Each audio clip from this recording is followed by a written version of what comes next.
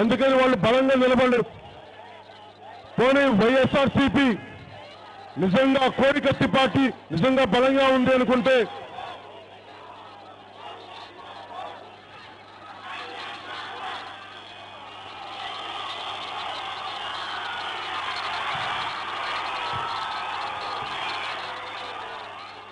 YCP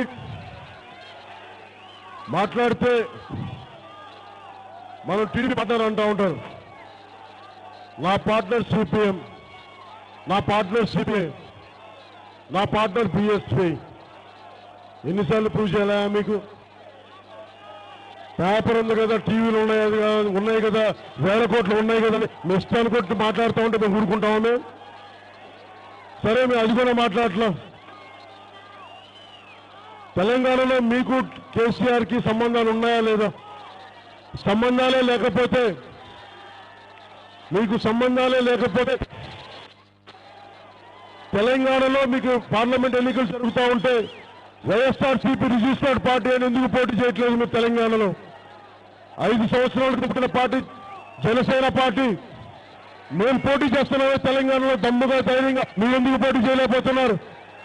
దాన్ని బట్టి అర్థం కావట్లేదు. మీరు టీఆర్ఎస్ మీరు ఒకటని చెప్పి, పైగా చంద్రశేఖరరావు గారు రిటర్న్ గిఫ్ట్ చంద్రబాబు మీ ద్వారా ఇప్పిస్తారంటున్నారు.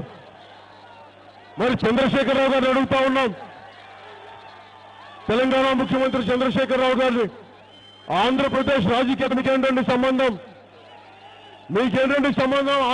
విజయవాడ సెంట్రల్ రాజకీయాలు ఇక్కడ ఏ అభ్యర్థి నిలబడాలి అన్నది అక్కడ కేసీఆర్ గారికి ఏంటండి సంబంధం? తెలంగాణ వాళ్ళకి అరే మమ్మల్ని బూతులు తిట్టారా మీరు? ఆంధ్ర వాళ్ళు ద్రోహులు అన్నారే, ఆంధ్ర వాళ్ళు దగాకోర్లు అన్నారే. మరి మీకెందుకండి ఆంధ్రప్రదేశ్ రాజకీయం? మీకు చంద్రబాబు గారు గిఫ్ట్ ఇవ్వాలి, రిటర్న్ గిఫ్ట్ ఇవ్వాలి అనుకుంటే మీరు సెంట్రల్కి వచ్చి పోటీ చేయండి టీఆర్ఎస్ తరపున, అప్పుడు రిటర్న్ ఇచ్చుకోండి. కానీ అడ్డదారులు వస్తే మటుకు మేము ఊరుకునేది లేదు. మీరు ప్రజాస్వామ్యబద్ధంగా టీఆర్ఎస్ పార్టీని ఆందోళన పెట్టి రిజిస్టర్ చేసి ప్రజాస్వామ్యబద్ధంగా పోటీ చేసుకోండి, మాకు ఇబ్బంది లేదు. కానీ దొడ్డిదారులు వస్తే మటుకు, పైగా మీకు జగన్మోహన్ రెడ్డి గారికి సపోర్ట్ చేయడం అంటే తెలంగాణలో జగన్మోహన్ రెడ్డి కాళ్ళు తిరగబెట్టకుండా చేసింది, తిరగకుండా చేసింది జగన్మోహన్ రెడ్డి గారు. తెలంగాణ కొద్ది కానీ ఆంధ్రప్రదేశ్ కావాలా? అదేనా మీ ధర్మం? అదేనా మీ న్యాయం? ఇది మేము ఎట్టి పరిస్థితుల్లో. అలాగే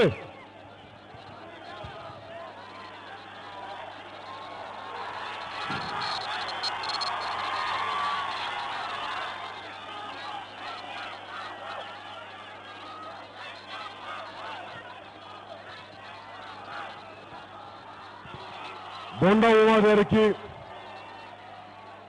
ప్రభుత్వం ముఖ్యమంత్రి గారు అడుగుతూ ఉంటారు, ఎందుకు మాకు పవన్ కళ్యాణ్ దూరంగా అయిపోయాడంటే, హైకోర్టు భూ ఆక్రమణల విషయంలో ఎమ్మెల్యే బోండా ఉమా గారిని అరెస్ట్ చేయమని చెప్పింది.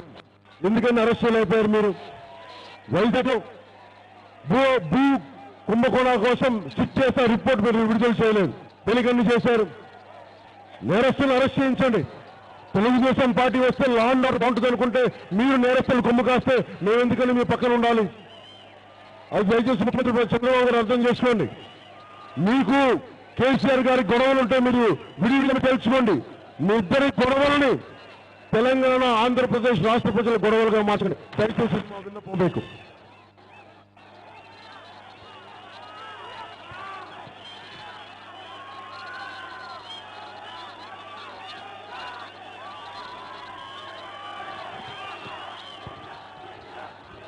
అలాగేది తెలంగాణ విభజన జరిగినప్పుడు మనకేమన్నారు? కృష్ణా నది ఉంది, గోదావరి నదులు ఉన్నాయి, మీ కృష్ణా జిల్లాకు పోతే పచ్చడి పొలాలు ఉన్నాయి, పచ్చడి పొలాలు ఉన్నాయి, గోదావరి పారుతా ఉంది, తాగడానికి నీళ్లు లేవే.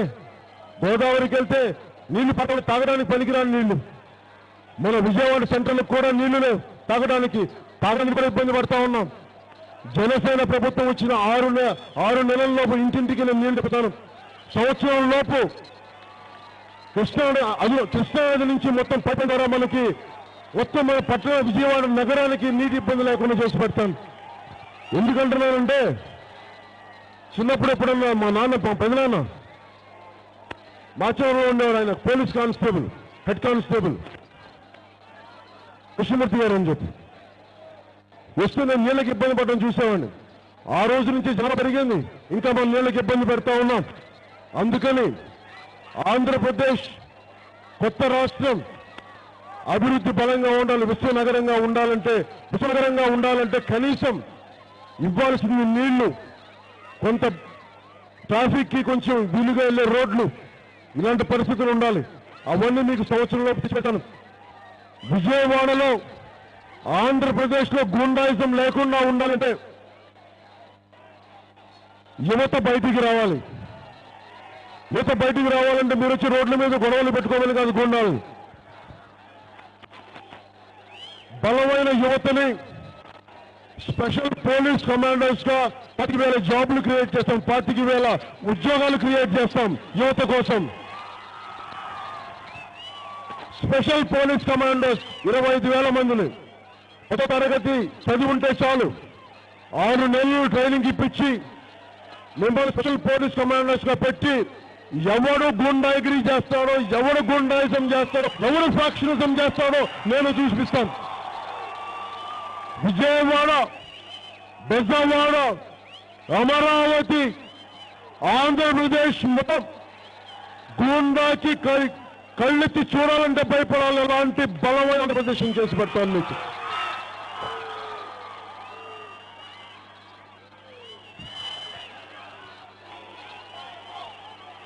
మాట్లాడితే ముఖ్యమంత్రి గారు విశ్వనగరం అంటారు, ఇంకా కట్టని అమరావతికి దెబ్బతా ఉంటారు, ఇంకా పైగా ఒక బిల్డింగ్ రాని అమరావతికి ఆయన ఉండడానికి బిల్డింగ్లు తప్ప పాలనా బిల్డింగులు లేవు.